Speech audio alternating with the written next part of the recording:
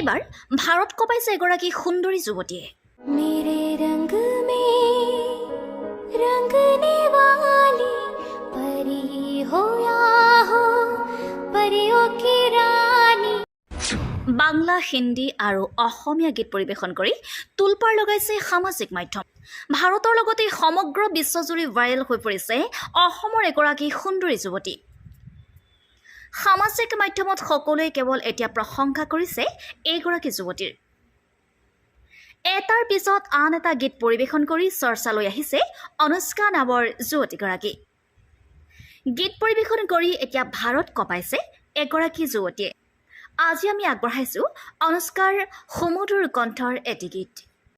बोलो ना क्यों ये चांद और तारे तकते हैं यूं मुखड़े को तुम्हारे, झुके बदन को हवा क्यों महकी रात